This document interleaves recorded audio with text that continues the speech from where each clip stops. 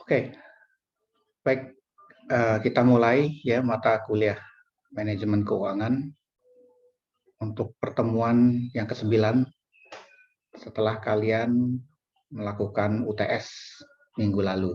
Ya. Bagaimana semuanya? Dalam keadaan sehat semuanya?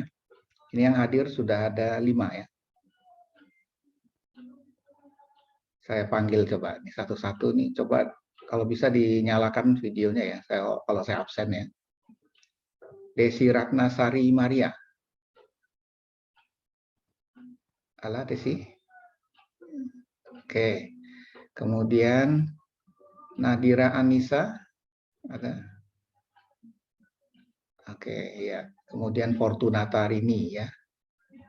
Kemudian Nur Afina dan Jessica Sinaga. Gimana semuanya? Sehat-sehat semuanya? Suaranya kok pada ini nggak ada yang dinyalakan. Silakan dinyalakan, mumpung kita Zoom ya. Selama ini kan kita hanya lewat video. Halo? Putus sinyalnya.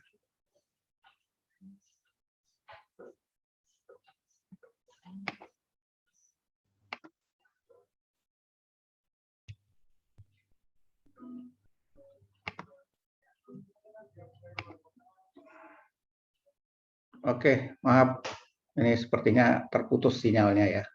Saya absen kembali ya untuk yang hadir di hari ini. Kita kan cuma sedikit nih yang hadir hari ini. Desi Ratnasari, coba silakan dinyalakan videonya.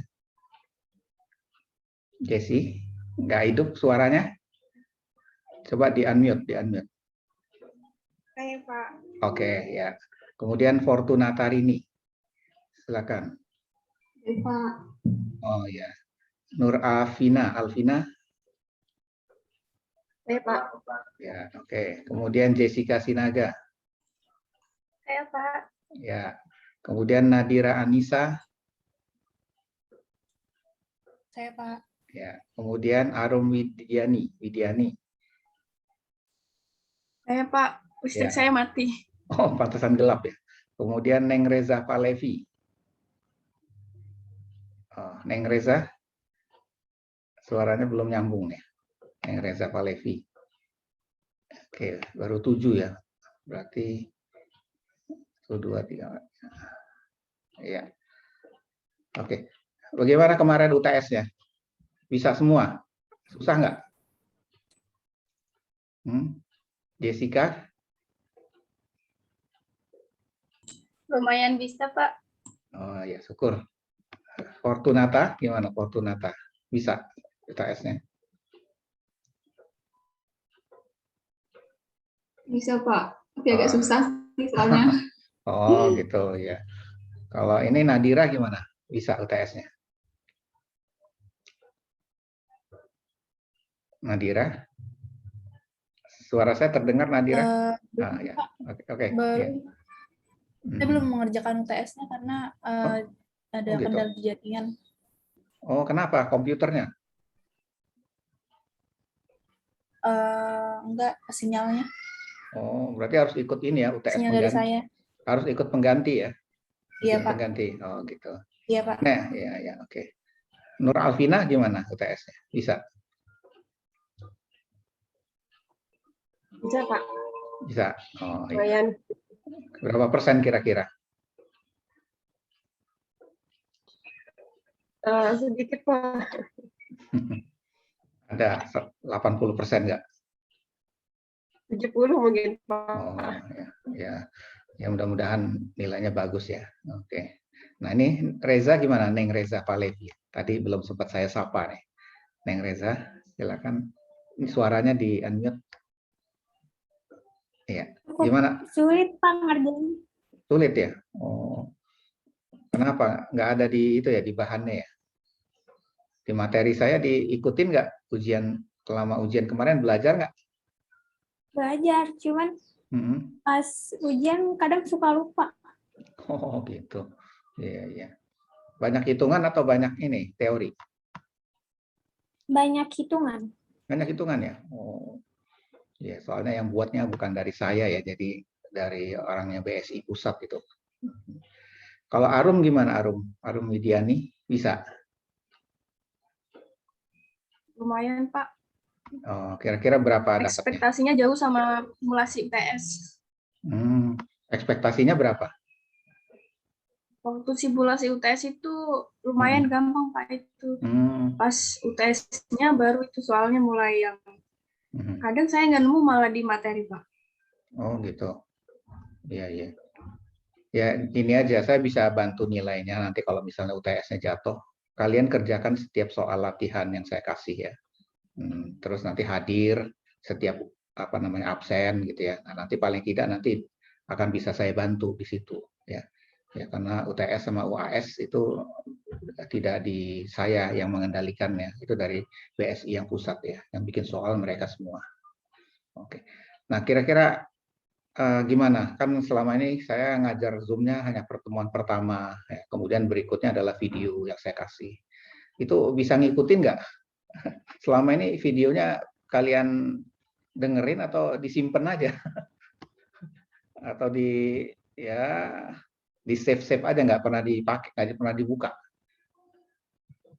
Desi gimana Desi?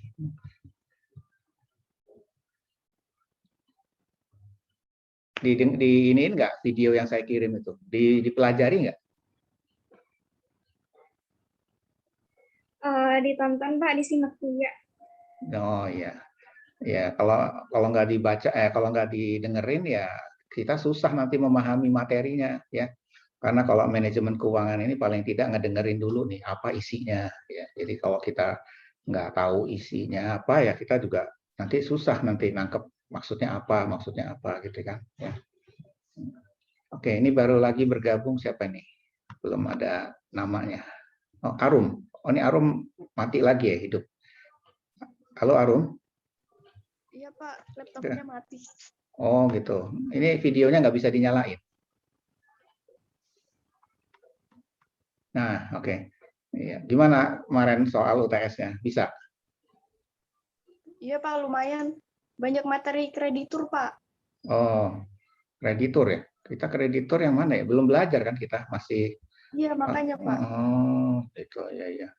Berarti ini ya harusnya batas terakhir kan masih sampai di ini ya manajemen inventory ya persediaan. Justru malah hari ini saya akan ngasih pelajaran yang mengenai yang manajemen piutang ya. Ya oke deh kalau gitu mudah-mudahan yang penting kalian tetap kerjain soal-soal latihan yang saya kasih ya. Udah itu jawab aja pertanyaan yang ada di diskusi. Nanti kalau nilainya jatuh nanti saya bantu gitu ya. Jadi jangan sampai nggak lulus di mata kuliah ini ya. Paling tidak bisa selesai, bisa lewatin lah mata kuliah manajemen keuangan ya. Lagian kan ini sedikit nih orangnya di kelas ini. Kita nggak jadi ya tatap muka ya untuk di Cengkareng ya. Saya kan tadinya pikir, waduh kalau saya dapat di Cengkareng jauh juga nih, rumah saya di Depok soalnya. Iya, makanya kalau ya terpaksa ya kita harus online ya. Karena kan kalau online gini kan kita dilempar-lempar kemana-mana tempatnya dosen. Ya, ada yang di ini apa namanya Kali Abang, Bekasi, jadi ujung ke ujung gitu. Ini kalian semua ada yang ini nggak pertemuan tatap muka nggak di situ di kampus mata kuliahnya? Jessica, ada yang kuliah tatap muka nggak? Waktu itu ada sih Pak, tapi nggak jadi. Oh, jadi harusnya ada tapi nggak jadi langsung. nggak jadi. Oh, gitu. Iya. Nggak yang khusus di Cengkareng yang tatap muka dari prodi apa yang ada di sana?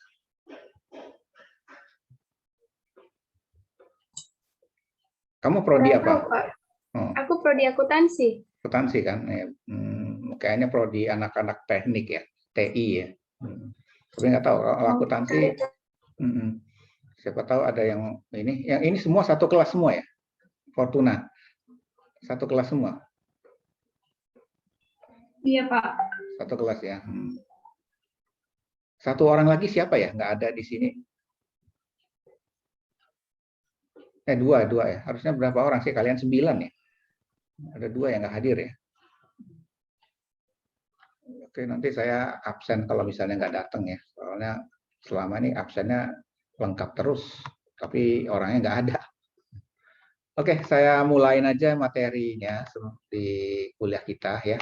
Jadi untuk mata kuliah kita ini hari ini akan membahas mengenai manajemen piutang ya. Nah, mungkin minggu lalu sudah sampai di manajemen persediaan ya. Jadi saya refresh kembali ya mengenai manajemen keuangan ya. Di minggu-minggu sebelumnya kalian sudah mempelajari mengenai manajemen persediaan, kemudian manajemen apa namanya? Cash ya. Cash belum ya. Oke, cash nanti ya minggu depan. Nah, jadi paling tidak isinya dari mata kuliah manajemen keuangan ini adalah bagaimana kita memanage sesuatu perusahaan ataukah suatu usaha, kita itu seolah-olah sebagai manajernya ya, seolah-olah kita sebagai finance manajernya. Oke, nah jadi sekarang bagaimana cara mengelola piutang ya. Nah, sebentar saya share dulu screen-nya ya.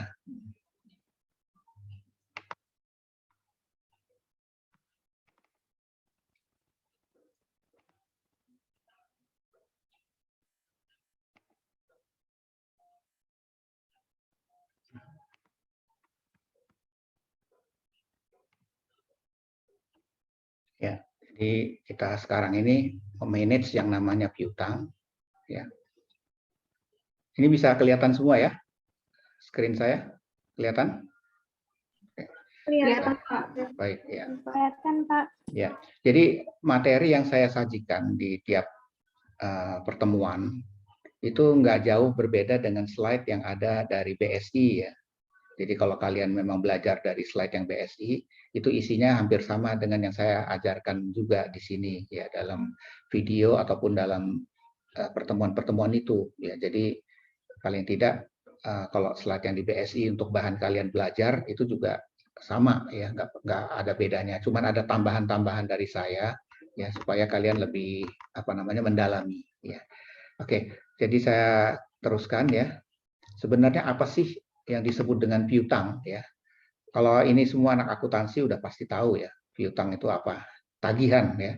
Jadi kalau piutang itu terjadi kalau ada tagihan yang berbentuk kredit ya. Misalnya kalau kalian menjual suatu barang, kemudian ada jatuh tempo ya, jatuh temponya berapa? Ya, entah dia 30 hari, entah dia 60 hari ya. Nah, itu semua yang disebut dengan piutang ya. Jadi dia disebut juga dengan tagihan kepada pihak lain ya, di mana transaksi itu nanti akan harus kita bayar yang akan datangnya ya. Jadi di situ yang disebut dengan piutang tadi. Nah, jadi kebanyakan kan perusahaan itu dia sebenarnya yang dia inginkan itu kalau dia jualan itu bayarnya cash. Kenapa? Ya karena kalau kita bayar cash itu kan mereka langsung terima duit kan. Ya, dibanding kalau dia bayarnya secara kredit atau piutang. Ya.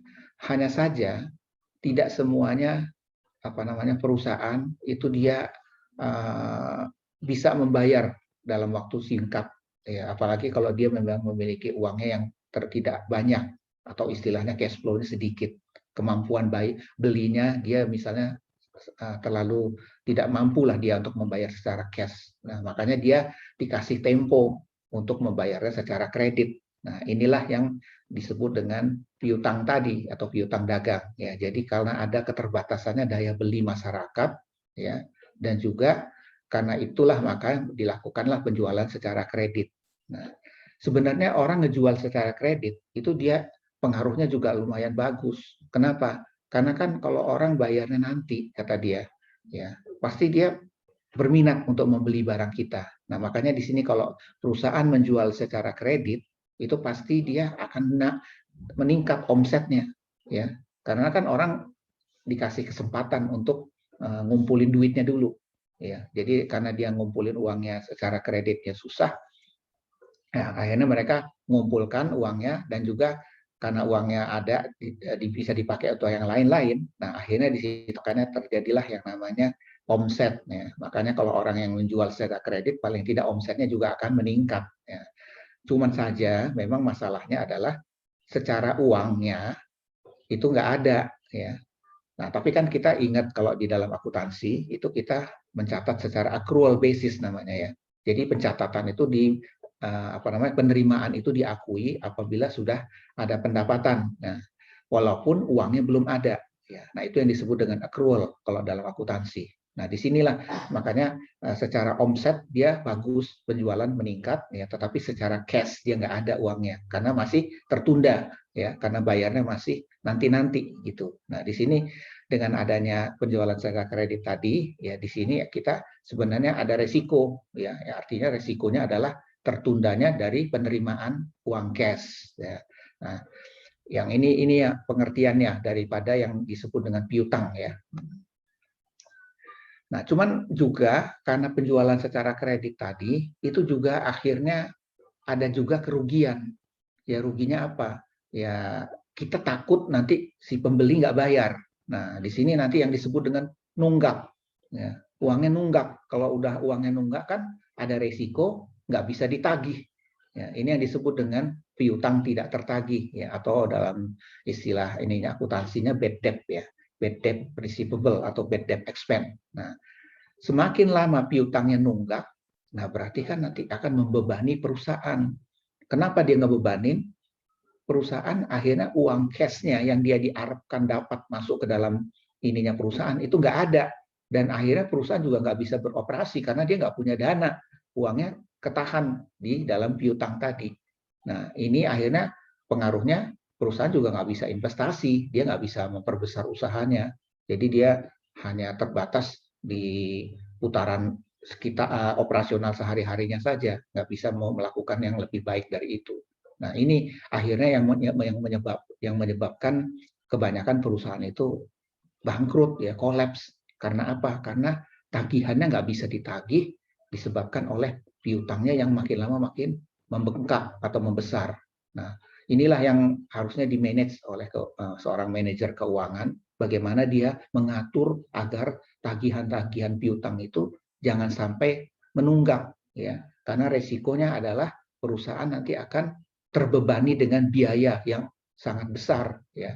Nah, biaya inilah nanti akan mengakibatkan perusahaan juga akan rugi besar. Nah, jadi kalau kita lihat di sini sebenarnya uang cash yang ada di perusahaan itu kalau kalian perhatikan ya, itu adanya di persediaan barang ya, di stok barang ya, dan ada juga di piutang ya. Dua inilah item yang apa namanya yang membuat perusahaan itu memiliki duit dari situ ya.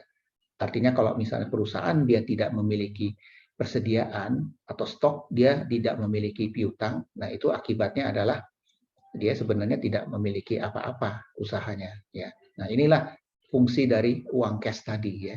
Jadi semakin uang cash itu dia harus kita tagih kalau dari sisi piutang ya. Kalau dari sisi persediaan ini harus di perputaran persediaan. Minggu lalu sudah kalian pelajari bahwa persediaan kalau menumpuk di gudang dia akan membebani ya.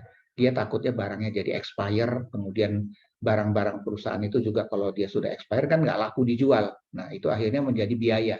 Ya, nah ini yang disebut dengan perputaran cash ya. Artinya uang cash itu ada di dalam dua komponen ini. Ya. Oke. Nah, sekarang kita ingin tahu apa sih yang harus di-manage dari sisi piutang. Ya. Nah, kita mulai dulu dari kalau orang mau melakukan kredit. Ya, mungkin kalian yang sudah biasa melakukan pinjaman-pinjaman, entah dia pinjol atau pinjaman online, ataukah melalui pinjaman dengan rentenir, ataukah melalui dengan bank. Ya, itu kan mereka selalu ada yang namanya kebijaksanaan kredit. Ya. Jadi di situ terdiri dari standar kredit, kemudian kualitas rekening yang diterima, kemudian ada jangka waktu atau periode kreditnya, termasuk dengan diskon ya untuk diberikan keringanan pembayaran ya, misalnya di DP-nya berapa gitu. Nah, jadi kalau di dalam manajemen piutang ya itu yang harus diperhatikan itu adalah di situ ya. Artinya kalau kita mau memberikan kredit kepada customer kita, kita harus lihat dulu gimana customernya. Kira-kira customer itu bakalan bayar atau enggak. Apakah customer itu nanti akan ingkar janji ya, dia tidak mau bayar ya. Dan juga siapa tahu customernya nanti di tengah jalan juga bangkrut. Nah, itu yang harus dilihat ya. Jadi kalau kita memberikan kredit kepada seseorang ya, apakah dia customer ataukah perusahaan, itu harus diperhatikan itu tadi. Jadi jangan sembarangan ngasih ya. Kalau di dalam perusahaan itu ada namanya kredit limit ya. Nah, atau kredit analis namanya, kredit analisa. Nah, di situ kalau misalnya customer itu harus benar-benar dianalisa dulu ya, termasuk dari orang ini siapa, dia punya usaha apa, berapa gajinya tiap bulan ya. Nah, itu harus benar-benar diperhatiin ya. Makanya kalau kalian misalnya sering atau pernah melakukan pinjaman ya, entah lewat pinjaman online atau pinjaman leasing atau apa, itu ada analisa kredit ya, nanti yang akan menelpon kalian. Dia pasti nanya ya, kamu kerjanya di mana, kemudian berapa gaji kamu ya. Terus kira-kira kalau misalnya ada pinjaman segini, akan terganggu nggak kamu kalau membayar cicilannya. Nah, itu yang dilakukan seorang analis kredit untuk melihat performance kita, ya, kelihatan orangnya kita ini seperti apa gitu. Nah, kalau analis kredit sudah oke, berarti nanti kita akan bisa dicairkan pinjamannya. Tapi kalau dari analis kredit tidak memberikan oke ke kita, berarti kita nanti tidak boleh dapat pinjaman. Ya. Makanya di sini penting sebelum melakukan pinjaman tadi dia akan melihat kita dulu ya dari sisi penghasilan dan sebagainya. Nah, kenapa itu penting ya? Karena di sini terkait dengan pada saat nanti penagihan ya. Makanya kalau orang sudah pinjam uang itu harus ada resiko dia siap ditagih ya. Karena itu udah komitmen dia bahwa dia kalau meminjam sesuatu dia harus ada uangnya harus dia bayar secara cicilan atau angsuran ya. Nah, makanya di sini hubungannya nanti dengan kebijaksanaan pengumpulan piutang ya. Nah, makanya di sini ada tulisan keputusan kredit itu menyangkut trade-off antara keuntungan marginal profit dan biaya tambahan atau marginal cost yang disebabkan oleh perubahan dalam salah satu kombinasi elemen tersebut. Ya, jadi kalau kita melakukan kredit policy atau peminjaman, kita harus memperhitungkan antara kita nanti dapat berapa keuntungan kita, ya, dan apakah ada nggak nanti biaya-biaya tambahan, ya, yang atau disebut dengan marginal cost tadi, yang kalau misalnya ada perubahan ya dalam salah satu kombinasi elemen ya. Nah, ini itu yang penting ya di dalam ruang lingkup manajemen piutang. Nah, faktor-faktor apa yang mempengaruhi besarnya piutang ya? Ya, pertama adalah volume penjualan kredit. Ya, jadi kalau misalnya kita makin gede belinya, dalam misalnya kita adalah supplier besar, misalnya berjualan baju ya, baju entah kita menjualnya secara online atau tidak ya. Nah, makin banyak volume penjualan kita ya, itu berarti volume penjualan itu mau dilakukan secara kredit ataukah secara cash atau COD ya kalau biasanya kalian sering beli online ya. Nah, kalau makin besar volume penjualan kita secara kredit ya, berarti piutang kita makin besar. Nah, kalau piutangnya makin besar, nah itu yang tadi dikhawatirkan kita punya resiko tidak bisa menagih ya. Nah, ini jadi kalau kita piutangnya gede, hati-hati dengan yang namanya piutang tidak tertagih. Nah, kemudian kita juga harus lihat terms of credit-nya, terms of payment atau TOP atau syarat pembayaran atau termin. Nah, kalau kita ngasih orang pinjaman, kita mau ngasihnya berapa lama, ya? Apakah 6 bulan, apakah 12 bulan, apakah sampai 1 tahun lebih, ya? Makin lama kita kasih pinjaman itu, nah berarti kan risikonya adalah makin susah ditagih. Nah, bagaimana caranya men-trade off tadi, yaitu dengan cara kita ngasih bunga. Makanya kalau orang minjam, makin lama minjamnya, makin tinggi bunganya. Ya, kenapa? Karena dia takut resikonya di tengah jalan gagal membayar. Ya. Nah, di sini yang harus diperhatikan. Ya. Nah, yang ketiga adalah pembatasan kredit. Nah, ini kan biasanya kalau orang mau minjam, itu pasti ada limitnya. Ya. Kalau misalnya kalian pernah ada yang di sini yang mencoba Shopee Pay, ya. Sekarang ini udah lumayan, ini makin banyak orang yang menggunakan itu. Nah, di Shopee Pay, ya, itu dia ada limitnya. Pertama dia minjam dikasih 500.000. Ya. Kemudian nanti kalau dia bagus bayarnya, naik lagi nanti jadi 600.000. Ya, naik lagi kalau udah dia bagus lagi bayarnya, naik lagi jadi 700, bisa sampai 1 juta ataupun lebih nanti lama-lama. Nah, itu yang disebut dengan plafon. Jadi semakin besar plafon kredit, ya, berarti makin besar juga yang dia dapatkan. Nah, cuman di sini dia berarti makin tinggi resiko dia untuk dia membayar tadi. Makanya kita kalau meminjam itu kita harus selektif memilih, ya. Jadi artinya kita harus yakin bahwa kita bisa membayar pinjaman kita itu, ya. Nah, itu ya faktor-faktor yang tadi, ya. Kemudian yang mempengaruhi juga adalah pengumpulan piutang. Nah, atau yang kita kenal dengan namanya debt collector tadi, ya. Nah, di sini kan ada orang yang memang ditugaskan untuk selalu menagih, ya. Kenapa harus ada itu?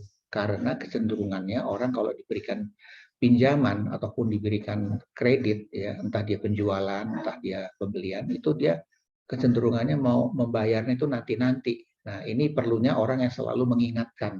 Nah, inilah yang kita kenal dengan namanya debt collector, ya. Nah, sebenarnya ada debt collector yang bagus, ada debt collector juga yang kurang bagus, ya. Sebenarnya itu adalah bagaimana cara-caranya mereka menagih, ya. Karena sebenarnya ada ketentuan tersendiri, ya. Artinya kalau kita menagih, ya, terhadap konsumen kita yang ada tagihannya, itu harus ada etikanya, ya. Mungkin pertama kita harus misalnya dia jatuh tempo baru seminggu, kemudian telat, ya, kita harus telepon, ya, telepon pertama istilahnya, mengingatkan, ya, reminder call. Nah, kita telepon bahwa Pak, Bu, sebentar lagi tagihannya akan jatuh tempo, ya, kira-kira minggu depan. Nah, setelah itu minggu depan kita tunggu, kok nggak ada uang masuk, kok dia nggak bayar. Nah, mulailah kita kemudian menelpon lagi yang kedua. Nah, menelpon yang kedua ini mengingatkan lagi, Pak atau Ibu, ini tagihannya ada yang jatuh tempo dan udah telat nih. Nah, kapan bisa diterima pembayarannya? Ya. Kemudian mereka mungkin mengatakan, wah, maaf, mungkin kita telat, paling tidak dalam 1 minggu atau 2 minggu ke depan nanti, ya. Oke, yang penting kita catat, ya. Nah, oke, nah kita tunggu minggu depan. Kalau dia misalnya bayar, berarti dia bagus, dia menepati janji. Tapi kalau dia tidak membayar, kita telepon lagi yang ketiga. Nah, di situ kita udah mulai nelponnya, ya bukannya marah-marah, ya. Paling tidak kita teleponnya mengingatkan bahwa ini nanti akan berhubungan dengan hubungan kita, hubungan dagang kita. Artinya nanti kalau misalnya Bapak atau Ibu mau mengorder lagi, terpaksa kita cut ordernya karena belum ada pelunasan yang order kemarin gitu misalnya. Nah, itu salah satu cara, ya. Nah, mungkin ada cara-cara lain, ya. Nah, ada yang sampai ekstrimnya dia mendatangi, ya. Itu juga bagus sebenarnya. Kita harus sekali-sekali visit kepada customer kita. Kita datangin customer kita, kemudian kita tagih, ya, tagihan utang dia, ya. Nah, itu pun dengan cara yang baik-baik, ya. Nah, setelah itu kalau misalnya sampai dia juga tidak melakukan pembayaran, ya, apalagi kalau sudah jatuh temponya lebih dari berapa bulan, ya, bisa dari 3 bulan nggak bayar, 6 bulan, nah itu kita harus resiko bahwa itu bakal tidak tertagih. Nah, itu yang harus kita cadangkan dalam piutang tidak tertagih, ya. Nah, kemudian ada juga yang perusahaan yang menyewa pihak ketiga, ya. Nah, pihak ketiga ini nanti yang akan berlaku secara hukum, dia yang akan menagih secara paksa, ya. Biasanya sudah memasuki ke jalur hukum, ya, dan ini juga ujung-ujungnya bisa berhubungan dengan polisi kalau kayak gini. Nah, makanya jangan sampai terjadi seperti itu. Nah, makanya di sini kalau kita lihat kebiasaan membayar dari para langganan, ya, jadi itu juga harus dilihat, diperhatikan, ya, karena ada pelanggan-pelanggan itu dia membayarnya itu biasanya menggunakan termin-termin. Ya, di sini ada contoh 2/10 N/30. Ya, ini artinya dia dikasih diskon 2% ya selama 10 hari ya dalam waktu 1 bulan ya. Jadi kalau misalnya dia membayar di bawah 30 hari ya dan di bawah 10 hari dia dikasih diskon. Nah, makanya kalau kita membayarnya cepat biasanya dikasih potongan harga ya. Itu juga salah satu faktor ya. Nah, ini adalah penilaian kredit ya. Ini biasanya penilaian kredit ini hubungannya dengan yang tadi saya bilang tadi, artinya biasanya kalau kredit yang diberikan itu dia harus melihat sisi-sisi dari pelanggan kita ya, karena kan yang saya jelaskan tadi ya, yang namanya pelanggan itu kalau kita kasih kredit itu dia juga ada hal-hal yang resiko yang harus kita tanggung, makanya di sini namanya resiko kredit ya. Jadi kalau untuk perusahaan ya yang berusaha mengurangi resiko kreditnya itu dia harus memperhatikan yang namanya 5C dan 7P ya. Apa itu 5C dan 7P ya? Nah, itu adalah nanti yang kita akan lihat ya. C itu ada salah satunya adalah collateral ya, capacity ya. Dan P itu nanti juga ada apa di situ persetujuannya. Nah, ini nanti akan kita lihat bagaimana di situ bentuknya ya. Oke, sebentar.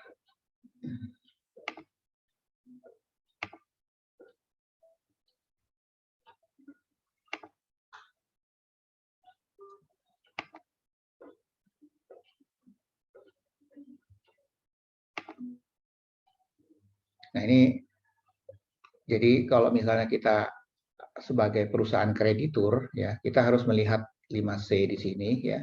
Itu adalah karakter, kemudian capacity, kemudian capital, kemudian collateral, kemudian condition of economic ya.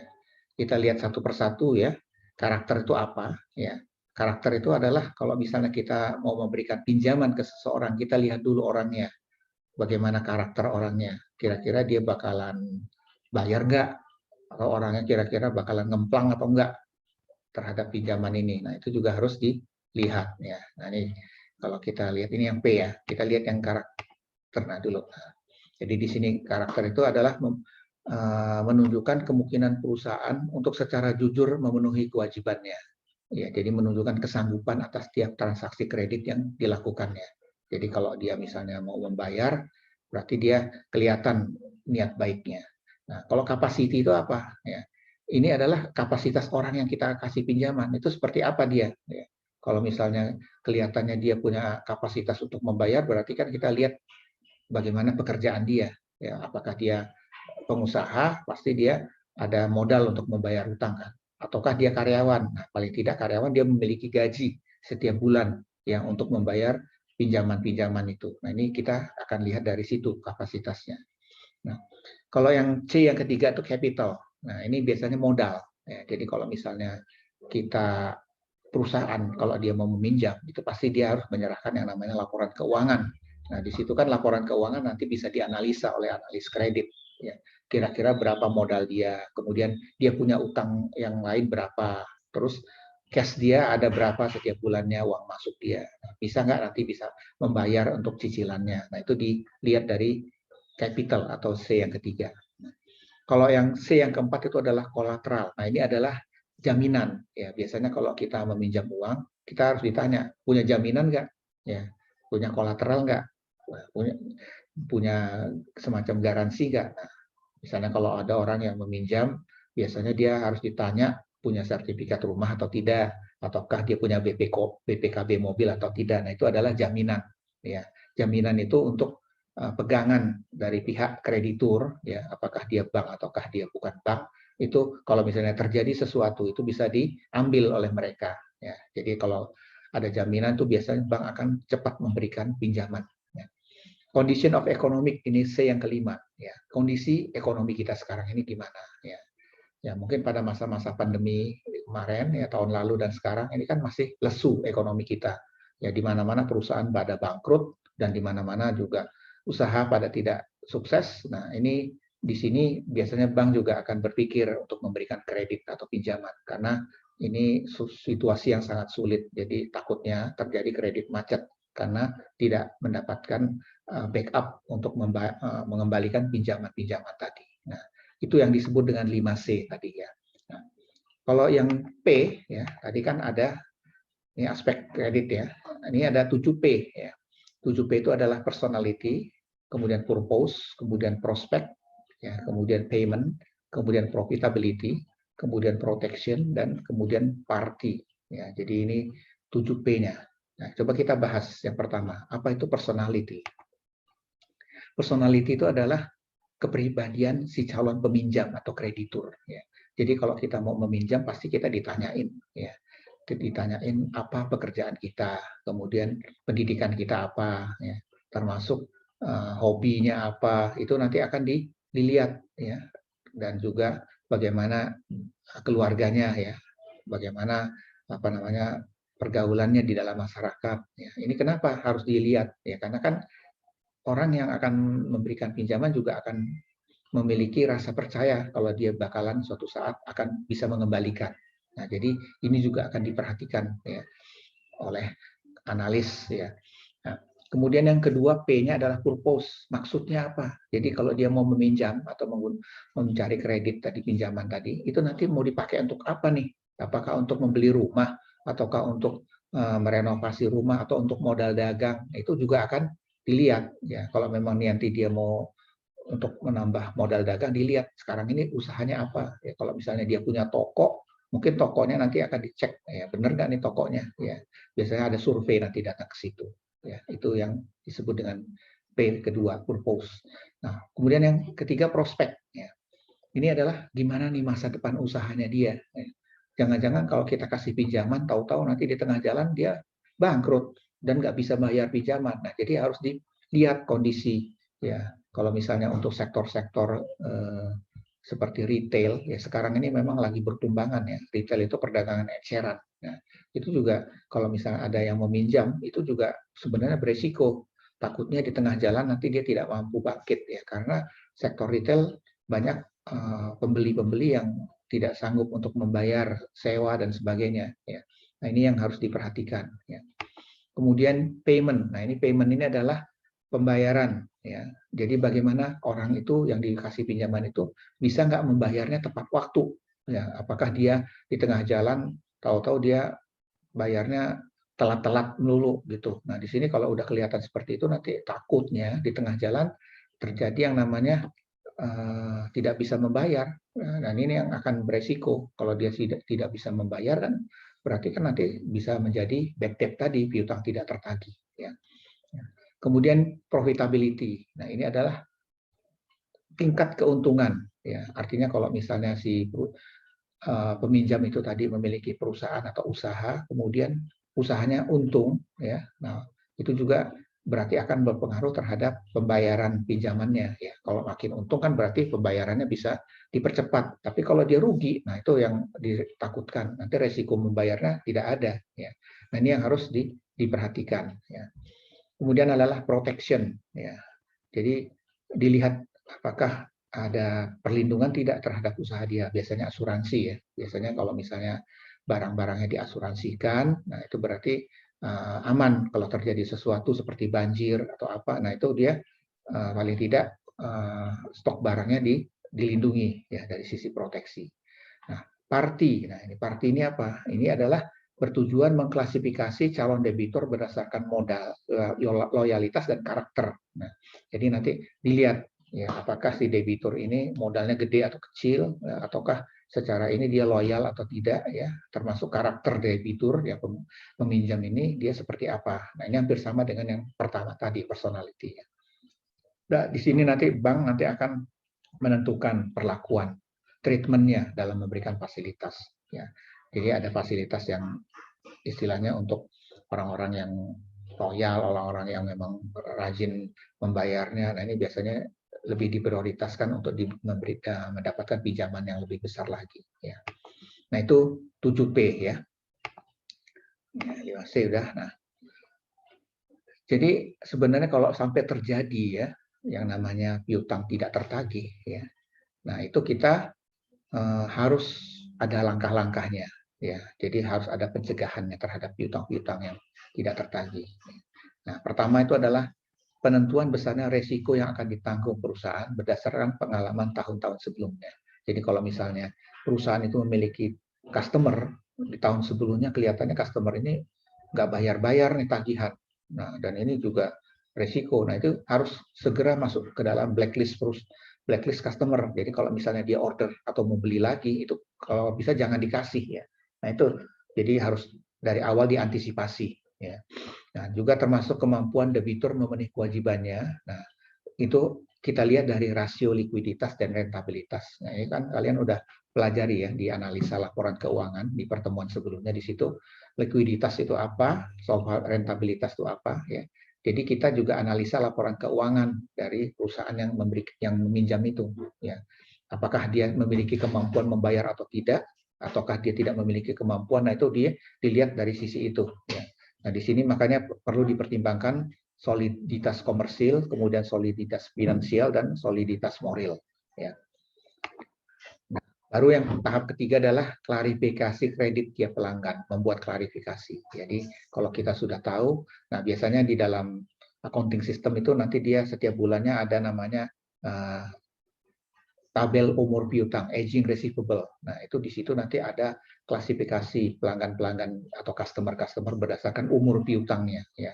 Misalnya umur piutangnya sudah jatuh tempo 30 hari, A, B, C, D. Ya. Kemudian umur piutang yang sudah lebih dari 30 hari sampai 60 hari, ya, A, B, C, D. Di situ ada, ya, termasuk piutang yang lebih dari 3 bulan, ya, nah, atau 90 hari. Di situ juga ada A, B, C, D. Nah, di situ sudah kita klasifikasikan ya, mana yang sangat berisiko, ya, mana yang risikonya sedang ataupun risikonya ringan dan menengah, ya, dan sampai risikonya tinggi. Jadi sudah kita klasifikasikan. Nah, dan yang keempat adalah seleksi calon pelanggan berdasarkan sejarah kredit. Ya. Jadi sebelum kita menjadikan dia customer kita juga harus ada historical dari customer tersebut. Ya. Apakah si customer tadi secara payment-nya bagus atau tidak, dia membayarnya baik atau tidak. Nah itu yang akan diperhatikan dari situ. Ya.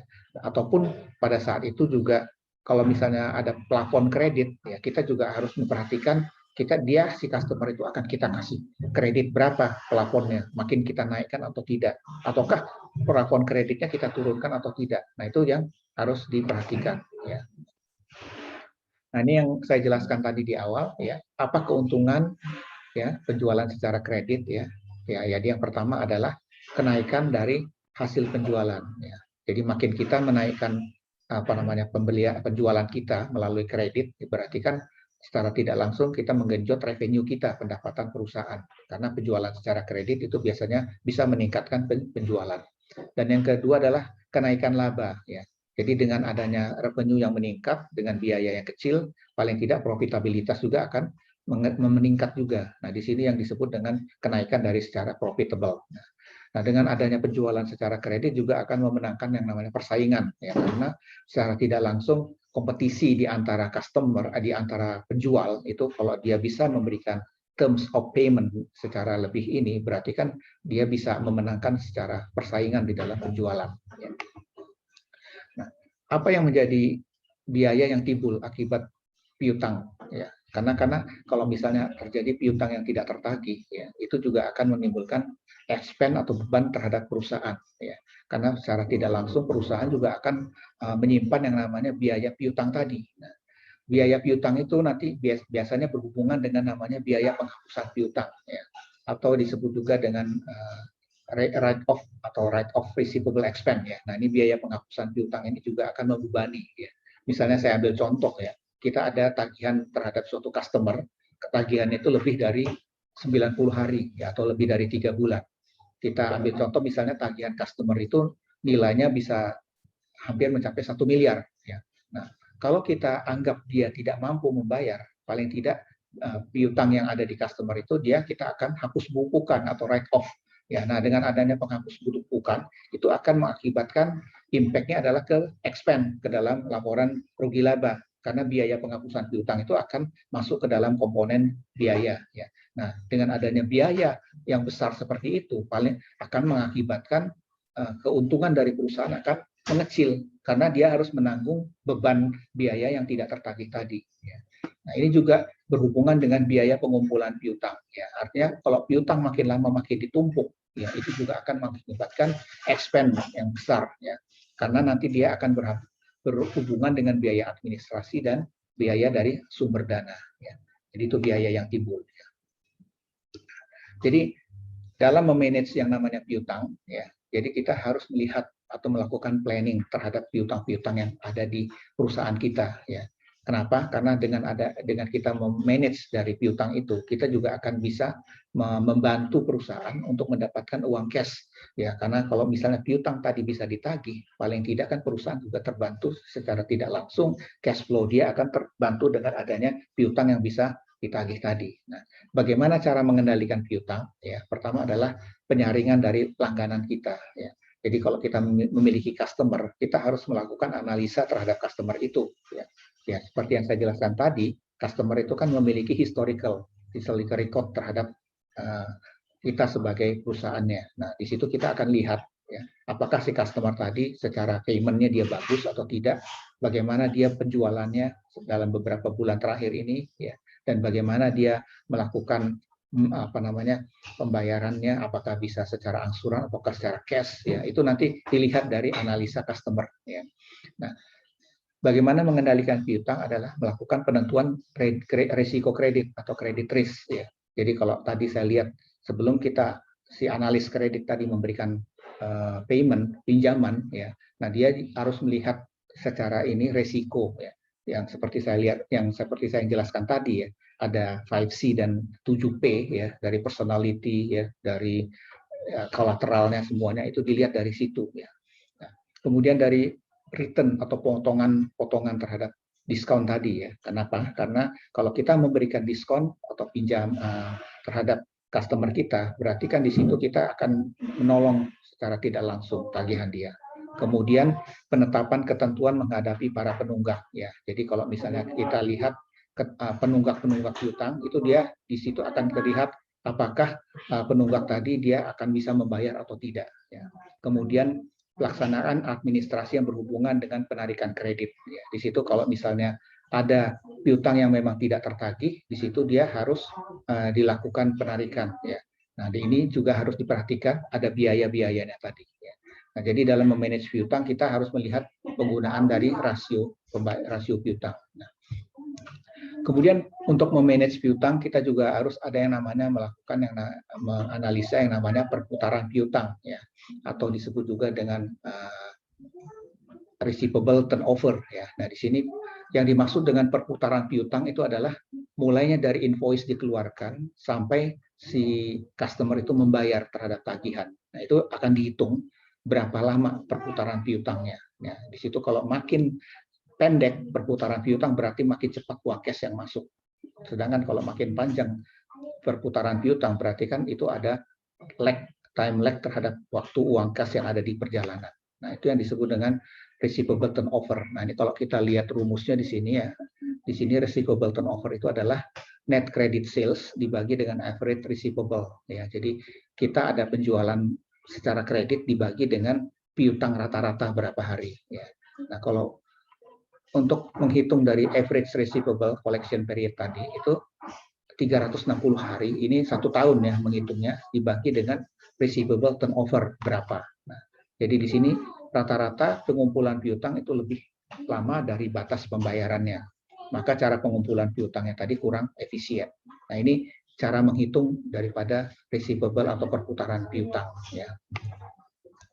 Nah, kemungkinan resiko piutang yang akan terjadi ya itu ada piutang macet, ya, kemudian ada biaya pengumpulan yang besar, kemudian ada biaya dana besar, kemudian ada modal kerja yang besar. Nah, jadi resiko-resiko ini yang harus diperhatikan, ya, karena akan berakibat, ya. Kemudian juga kalau kita mau mengelola piutang, ya, kita harus melihat dari standar kreditnya. kemudian jangka waktu kredit, kemudian motivasi dari si customer tadi, ya, apakah dia akan cepat atau tidak membayarnya. Ya, itu yang kita perhatikan. Nah, jadi kalau kita lihat secara keseluruhan, ya, penjualan secara kredit itu akan berdampak positif terhadap kenaikan omset dari penjualan dan dampaknya negatif, ya. Kenapa? Karena dia akan menyebabkan yang namanya piutang yang tidak tertagih. Nah, karena kerugian piutang tak tertagih itu akan menimbulkan yang disebut dengan biaya opportunity cost tadi atau biaya kesempatan. Nah, jadi kalau pertimbangan untuk memperketat atau mempermudah pemberian kredit itu kita harus melihat cost-nya dan benefit-nya. Jadi ada trade off-nya antara keputusan itu ya dalam saat kita memberikan kredit. Ya. Oke. Saya teruskan mengenai bagaimana perhitungan ya, karena beberapa soal sebelumnya kalian sempat menerima hitungan ya. Sebentar, saya ambil contoh dari beberapa slide.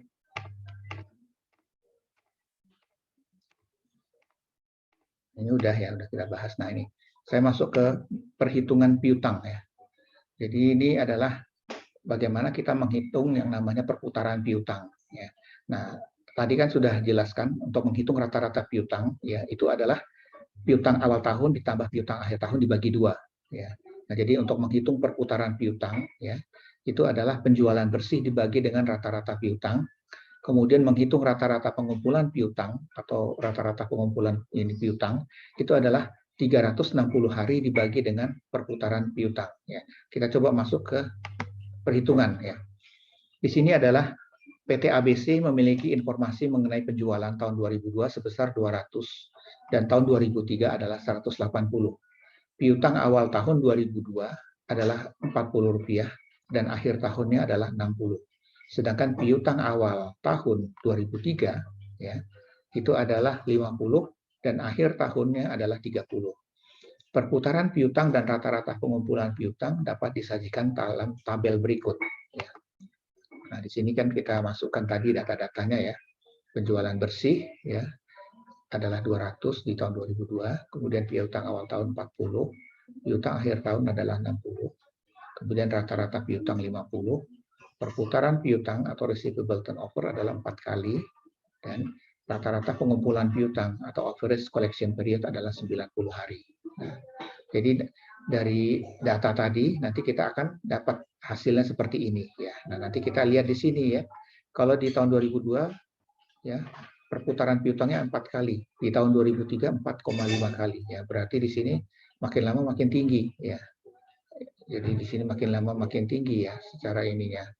Nah, ini sebenarnya mempengaruhi dari sisi cash flow juga ya, karena perputarannya makin lama ya. Nah, tapi kalau dari sisi collection periodnya, rata-rata pengumpulan piutangnya di tahun 2002 itu adalah 90 hari, tapi di tahun 2003 adalah 80 hari. Nah, berarti kan di sini perputaran piutangnya ini sangat baik bagi perusahaan ya, karena investasi dalam piutangnya rendah. Ya, jadi dia makin cepat ya perputaran piutangnya. Nah, ini tadi sudah kita bahas ya, bagaimana mengendalikan melalui aging receivable ya. Nah, ini contoh daripada aging receivable, schedule umur piutang ya.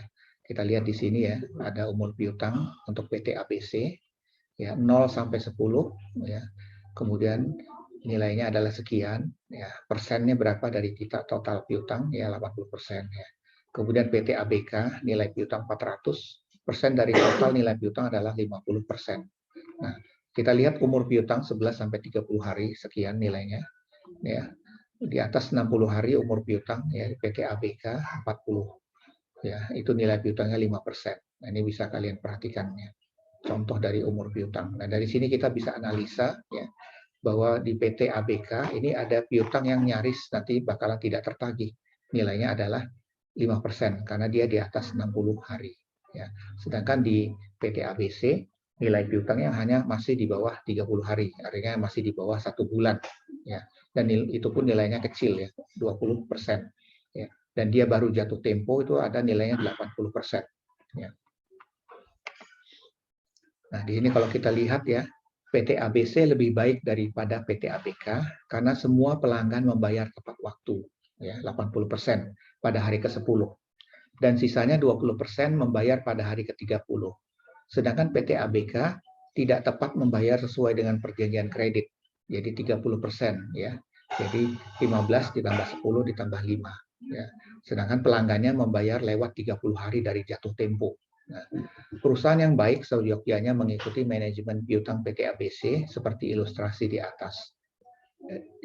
Jadi kalau kita lihat di sini, PT ABC ini bisa menjadi contoh bahwa ini adalah perusahaan yang bisa memanage umur piutang dia, ya, karena dia lihat yang jatuh temponya hanya yang ini saja, yang 80% yang baru-baru, sedangkan yang masih di bawah 1 bulan, ya 30 hari itu baru 20%. Nah, sedangkan kalau kita lihat PT ABK ini dia piutangnya ini sangat berbahaya, ya, karena makin di atas 60 hari atau 2 bulan, dan ini yang kita takutkan resiko tidak tertagih ya dari sini.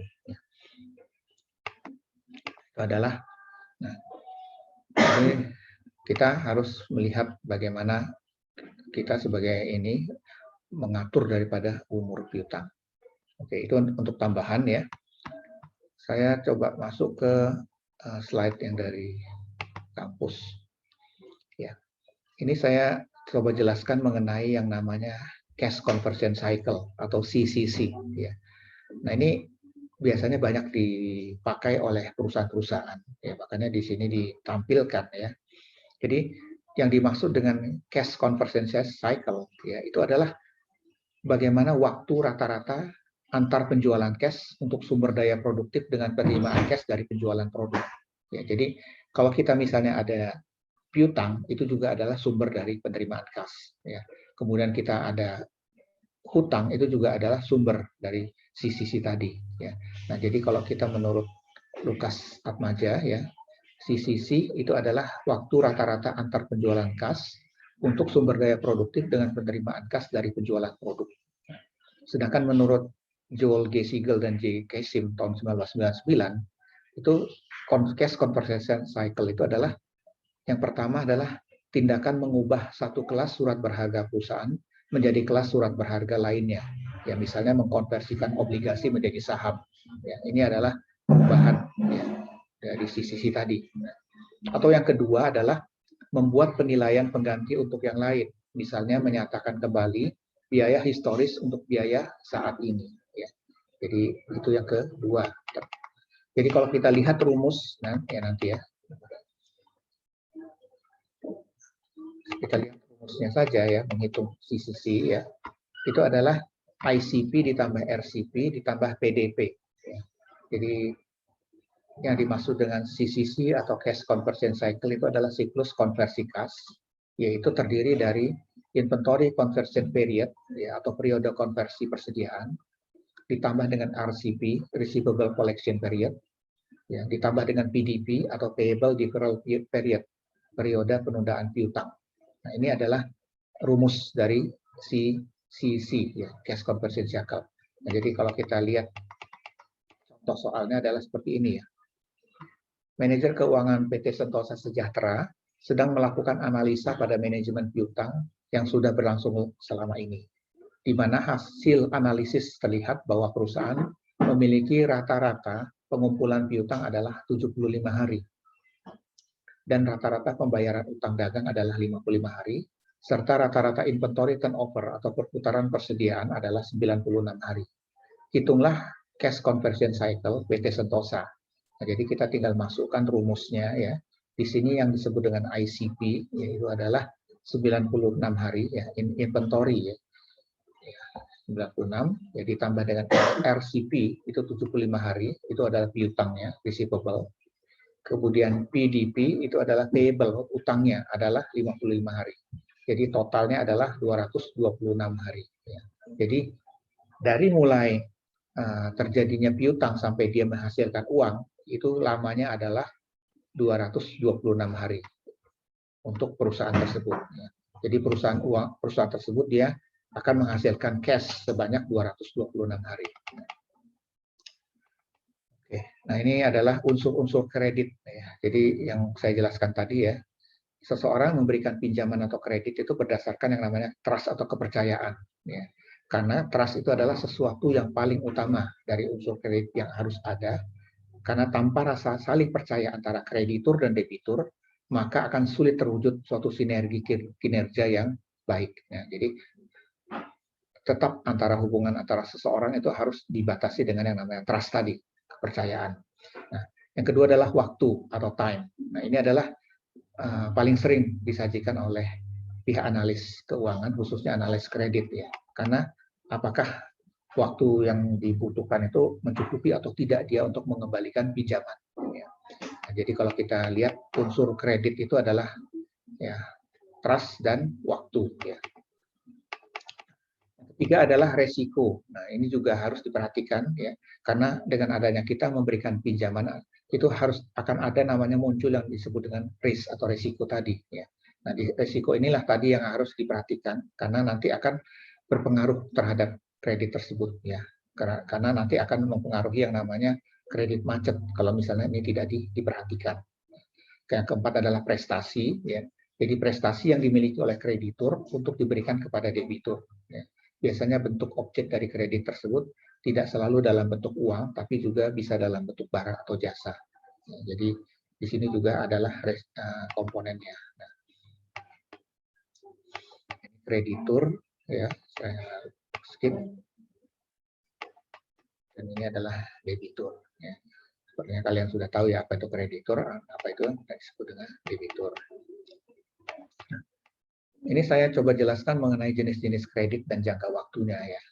Nah, itu ada 3. Yang pertama adalah kredit konsumtif atau konsumtif kredit. Ya. Ini adalah kredit yang diajukan oleh seorang debitur kepada kreditur untuk memenuhi kebutuhan pribadinya, seperti membeli sepeda motor, membeli rumah, ya renovasi rumah. Nah, ini biasa ya kalau misalnya ada orang melakukan pinjaman ke bank, ya atau bukan bank atau leasing atau sebagainya, itu dia akan melihat pemakaian kreditnya ini untuk apa ya. Nah, kategori yang konsumtif tadi itu adalah seperti itu ya. Ada juga yang disebut dengan kredit produktif. Nah, ini biasanya untuk orang-orang yang melakukan usaha. Jadi dia melakukan pinjaman untuk supaya pinjamannya itu bisa menghasilkan atau bisa memproduksi. Nah, ini dia di sini bisa membantu untuk misalnya kalau perusahaan itu akan membuka cabang baru ataukah dia akan memproduksi produk yang baru ya, ini nanti dia akan dilihat apakah kredit produktif ini cocok atau tidak ya.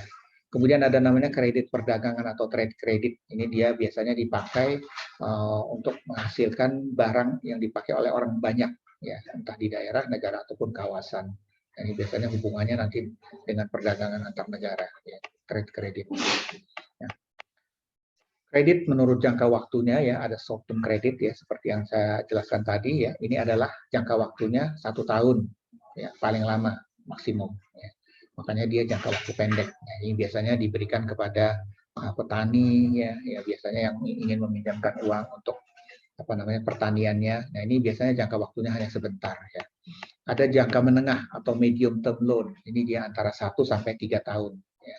Dia dipakai untuk pembelian bahan baku, membayar upah buruh ya, pembelian suku cadang dan lain-lain ya. Ada namanya kredit jangka panjang atau long term. Ya, ini biasanya untuk lebih dari 3 tahun ya. Dan ini biasanya dipakai untuk investasi ya, untuk penambahan produk ya atau membuka kantor cabang yang baru. Oke. Nah, ini saya skip aja ya. Jadi kalau misalnya kalian mau mengajukan kredit itu biasanya ada persyaratan-persyaratan yang dibutuhkan oleh analis kredit ya KTP, ya KK dan sebagainya. Ya, nanti bisa kalian coba kalau misalnya kalian melakukan pinjaman. Ya. Kalau ini udah kita bahas ya mengenai 5C tadi ya, karakter dan sebagainya. Oke. Nah, saya rasa materinya itu saja ya untuk hari ini ya. Silakan nanti kalau ini kalian bisa pelajari kembali ya. Ya, nanti ini akan saya share dalam bentuk video ya supaya bisa kalian save dan bisa kalian gunakan pada saat nanti kalau ada ujian ya. Oke. Nanti akan ada soal pertanyaan di kolom diskusi ya. Silakan kalian lihat ya di kolom diskusi soal-soal yang nanti saya berikan ya, dan ada soal latihan seperti biasa ya, pilihan berganda. Silakan kalian kerjakan di situ juga. Mungkin ada yang ingin ditanyakan, silakan saya kasih waktu. Arum, ada yang mau ditanyakan? Nadira, Jessica, ya, mumpung kita online ya, Zoom. Ya, kalau video kan kita nggak bisa interaksi. Ya, kalau Zoom kan bisa paling tidak nanya apa yang ada yang kurang jelas ataukah ada yang kira-kira ini. Reza, Neng Reza ada? Ya, ada. Oke. Oh ya, ini ada Daniel. Daniel, videonya tolong dinyalain, saya belum pernah lihat. Oh ya, ada yang mau ditanyakan Daniel? Tadi telat ya masuknya ya? Suaranya masih di-unmute. Ya. Ada yang kurang jelas tadi? Apa sempat dengar nggak tadi yang saya jelas? Ada yang kurang jelas belum? Daniel, gimana? Sudah jelas, Pak. Oh, oke. Baik. Yang lain gimana? Desi Ratnasari. Ada yang mau ditanyakan, Desi? Ini videonya belum dinyalakan. Ya. Nggak ada, Pak. Oh ya. Ini udah biasa kredit semua nih ya. Udah biasa melakukan pinjaman ya. Jadi udah pada ngerti ya. Soal pinjaman, pinjam, meminjam. Ya. Fortunatari ini ada yang nggak jelas? Nggak ada, Pak. Oke. Ya. Nadira? Nadira, ada yang mau ditanyakan? Tidak ada, Pak. Tidak ada. Wah, ini udah pinter semua nih ya. Oke, nggak apa-apa. Ya, jadi nanti saya kirim videonya lagi ya, kita ini yang sekarang ini ya, untuk ini bahan kalian. Ya, tolong di save ataupun dihidupkan lagi kalau ada. Ya, minggu depan dan seterusnya saya akan mengirim melalui video ya, jadi tidak melakukan secara Zoom lagi seperti ini. Kalau kalian ada yang kurang jelas, silakan tanya melalui WA group ya, atau melalui Japri juga nggak apa-apa ya. Ya, karena paling tidak kan kalian memanfaatkan fasilitas ya. Kalau misalnya kalian nggak jelas ya. Jadi kalau misalnya ada pertanyaan ataupun yang lain yang tidak berhubungan dengan materi juga silakan, saya masih open kok untuk pertanyaan-pertanyaan itu. Oke, semuanya itu saja. Terima kasih ya, mudah-mudahan bisa ditangkap dan dimengerti ya. Ya. Assalamualaikum warahmatullahi wabarakatuh. Terima kasih, Pak. Terima kasih, Pak. Pak. Ya, sama-sama.